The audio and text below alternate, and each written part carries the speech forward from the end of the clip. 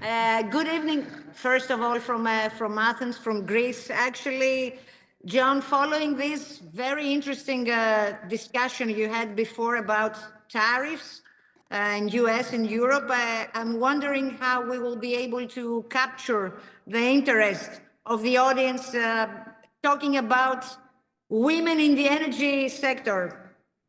So let me thank you, Anas, for the question. Uh, what we are talking here is how it feels actually to be a woman navigating in the energy sector, and how women can shape and are already actually shaping the future of energy. And if I can say something from my personal experience, first of all, what I want to say is that I never liked to divide people into men and women, because what matters to me is professionalism, competence, dedication, and integrity, no matter the gender. But still, I've seen over the years that when we create the conditions for everyone to contribute equally, then the results are always better. And that's why I believe that discussions like today are not about separation, but it's mostly about inclusion and opportunity.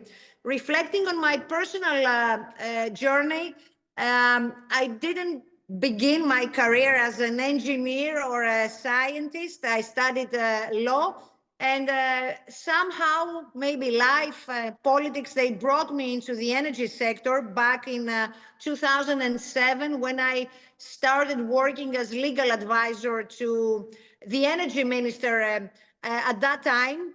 So I was struggling to read a lot about energy, learn, draft legislations about oil and gas pipelines, hydrocarbons, renewables.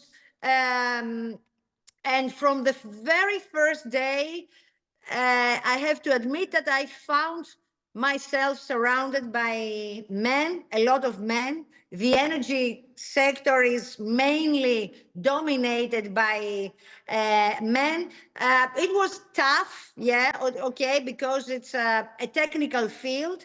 But from the very first moment, I saw that it was completely fascinating. So for many years, I worked closely with several energy ministers from different governments, I could say, learning how decisions can shape our countries or our world's energy future. I have to say that it was a lonely journey, because the only tools you have is just your mind, hard work, and the willingness to deliver results. And that's how one day the Greek Prime Minister honored me with the position of the Secretary General for the Energy. I worked for 4 years, and then for another 2 years, I became Deputy Minister of Energy. Now, this journey, I would say, taught me of something important, that when you are an only woman in the room talking about energy, you develop some skills that stay with you for life. So you learn resilience, adaptability, but mostly I would mention the art of being heard. And you also realize that the next time you walk into the same room, you want to make sure that you're not the only woman there anymore. So I think there is one clear thing, one thing clear.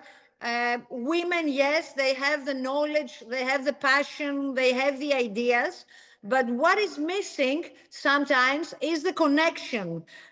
So actually a network that can help us share experiences and opportunities. Of course, and luckily, the energy sector today has so much changed. We are talking now about a completely different environment. And in this different environment, women's roles in this shift have become much more visible, especially, I would add, in our region, the Eastern Mediterranean. And that's why this initiative, under the East Med Gas Forum, an initiative that came as a brainstorming together with Secretary General of EMGF, Mr. Mobares, and also us.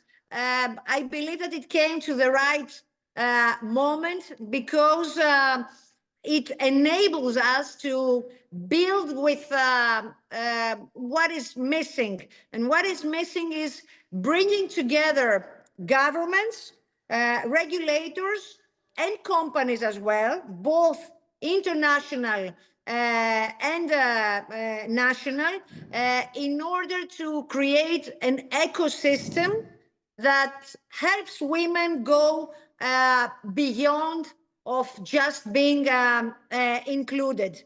And I think that's the main purpose of this initiative, to have a strong platform, and build a community of women supporting each other, share mentorship, technical expertise, and also career advice. From what I see is that we have a progress today. For example, globally, women now hold, if I'm not wrong, around 32%, for example, of full-time jobs in renewables. This is a figure I found in IRENA. That's higher than the traditional energy sector was ever. In Greece, I would say we have a lot of women-led energy cooperative, where we have women entrepreneurs. They are producing, they're consuming their own, for example, renewable power. And this is a real example of empowerment in action. And even in the private sector, I see companies who are changing. We have, for example, women's average salaries that are higher than men's. And this is a sign that gender equity can be both real and measurable. But to sum up, there's still work to do. Still, women hold less than 1 in 5 leadership roles in several subsectors in renewables, and I think only about a quarter of technical or engineering positions. And that's where the next frontier lies. For me, it's very important to encourage more women to get into STEM and also into technical fields, so not just into offices when we talk about energy.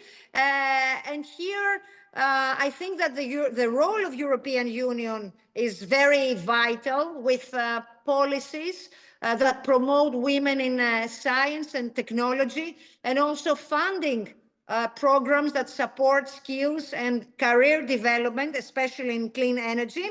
And finally, I think that when we talk about gender equality, this should not be as something nice to have, but it should be something more practical. I mean, I very much believe that we can end up in having more women in decision-making also position. I think that when women lead, then the energy transition can become faster, fairer, and smarter, because we can bring new insights, fresh thinking, and a more inclusive vision of what energy can mean for our societies. And that to me is what, because the title of this session is Unlocking Women's Potential in Energy. I think it's all about moving from being exceptions to being examples for the next generation.